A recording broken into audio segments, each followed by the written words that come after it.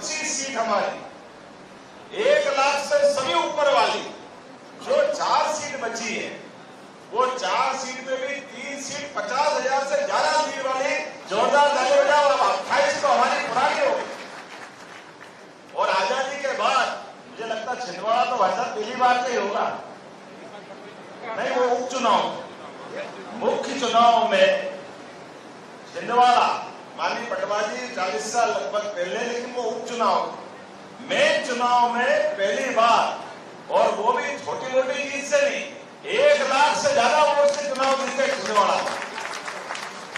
कोई आकलन कर सकता है, कोई कल्पना कर सकता है। उसी प्रकार से हमारे अपने बड़े बड़े दिग्गज नेता, कांग्रेस के बड़े बड़े दिग्गज नेता दिग्विजय सिंह, स्वनाम धन्य, 2 बार के मुख्यमंत्री, कांग्रेस के अध्यक्ष, राष्ट्रीय नेता, और पता नहीं कितने प्रकार के आइडिया कांग्रेस को देते हैं।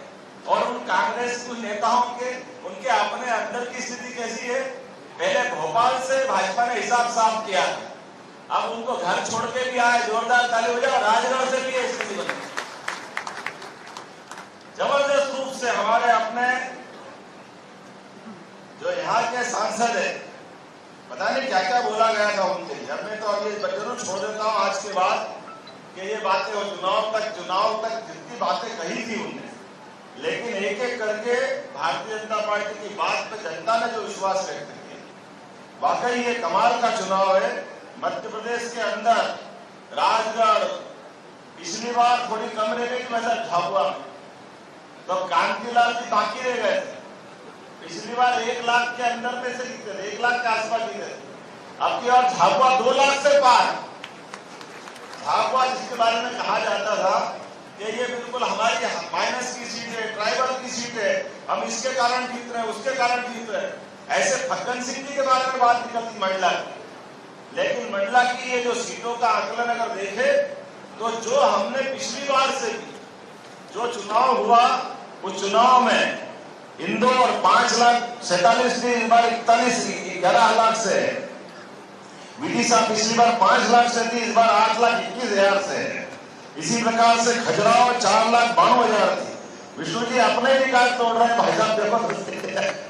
इसी प्रकार से जबलपुर 4,54,000 थी, इस बार 48,000, 4,86,000 थी। इसी प्रकार से मंदसौर 3,76,000 थी, अब की बार 4,82,000। देवास 3,72,000 ऊपर से थी, अब की बार 4,23,000 से। उज्जैन 3,65,000 थी, अब की बार 3,69,000 है। बैतूल 3,60,000 थी, इस बार 3,79,000 है। दमोह 3,53,000 थी, इस बार 4,06,000 से ऊपर से जीत रहे। टीकमगढ़ 3,48,000 के आसपास, इस बार 4 लाख से ज्यादा जीत रहे हैं।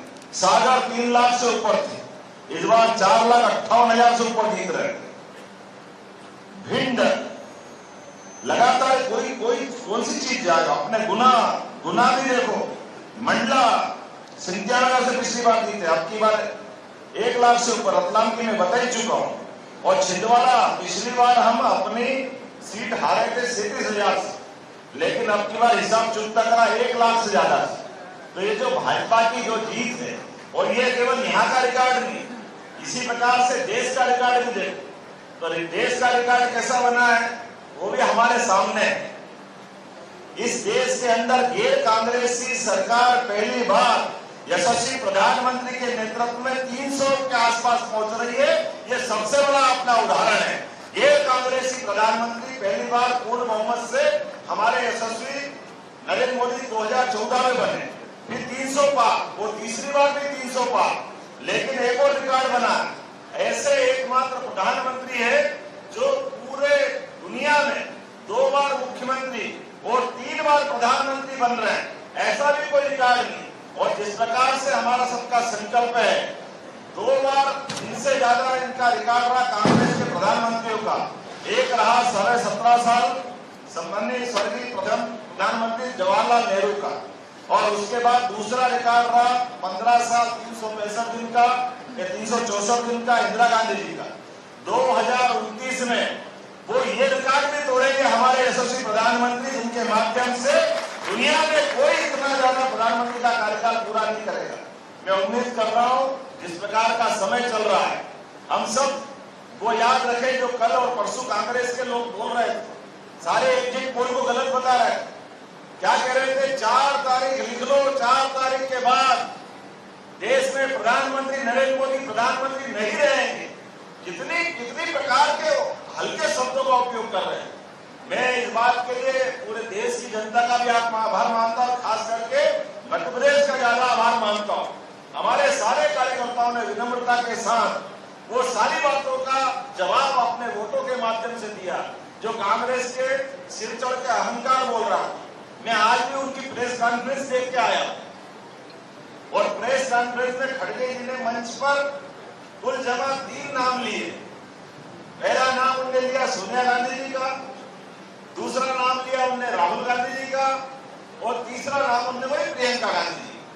अब ये हमको जो ये चुनाव है, चुनाव किनके बीच था?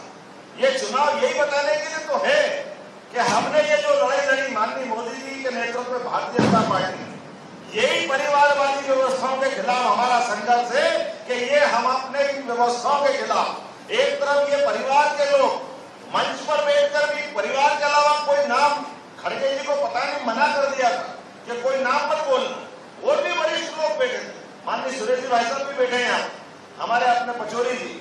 मैं इनका भी आभार मानता हूँ कि इन्होंने समय रहते सारी बातों को लेकर अपने बलबूते पर लोकतंत्र के लिए और कितनी बेशर्मी से कह रहे कि हम वापस फिर वही संविधान की किताब, एक चोट संविधान की किताब, तो वो लंबा विषय हो जाएगा भाषण का। मूल जो डॉक्टर अंबेडकर जी का संविधान बताना चाहिए, वो संविधान की बुक जिसमें उनके हस्ताक्षर है, जिसमें प्रभु रामचंद्र जी के चित्र है, वो नहीं दिखाते हैं, केवल उसका अपना एक भाषाई छोटा अंक निकाल करके, जिससे हमारा विरोध है कि संविधान के साथ खिलवाड़ इसी को तो कहते हैं कि भगवान राम के चित्र क्यों गायब करना चाहते हैं। ऐसे कई विषयों को लेकर के मुझे लगता है कि जिस प्रकार से देश में बहस चली और जनता ने विश्वास व्यक्त किया यशस्वी प्रधानमंत्री के नेतृत्व में, और कांग्रेस को धूल चढ़ाई, क्योंकि याद रखो 2014 के पहले हमारी लड़ाई कांग्रेस से थी और कांग्रेस की सत्ता को हटा करके सत्ता से बेदखली के बाद भाजपा चुनाव जीतती है और अपने बलबूते पर सरकार पूर्ण बहुमत की जाती है। वो पहली जीत थी। दूसरी जीत और बड़ी हमने सबने देखा, और तीसरी जीत अर्थात फाइनल जीता, सेमीफाइनल जीता, और एक तरह से ये तीसरा हमारा अपना नया रिकॉर्ड बना है। मैं उम्मीद कर रहा हूं जिस प्रकार का माहौल बना है यशस्वी प्रधानमंत्री के नेतृत्व में, दुनिया का सबसे बड़ा लोकतंत्र ये जिस प्रकार की दिशा पकड़ रहा है, और अभी भी इनके मन में जो अपना मन में गुलगुला रहा है, जब भी एनडीए को तो स्पष्ट बहुमत मिला है, और माननीय हमारे भाई साहब यहाँ से जय रहे हैं दिल्ली के अंदर, और सारे लोगों के लिए जोरदार ताली बजाओ। अब हम अपने बलबूते पर जनता के विश्वास के साथ न केवल पूर्ण बहुमत की सरकार मोदी जी के नेतृत्व में बनवाएंगे, बल्कि जनता की सेवा का जो संकल्प भाजपा ने तय किया है, वो हमारी अपनी शक्ति भावना के अनुरूप दुनिया के अंदर भारत का मान बढ़ाने के लिए, सम्मान बढ़ाने के लिए, दुनिया के सबसे बड़े लोकतंत्र को गौरवान्वित करने के लिए, और हर भारतवासी की छाती 56 इंच की बना करके दुनिया के सामने डंके की चोट इस लोकतंत्र की जय जयकार करने के लिए मौका मिला है।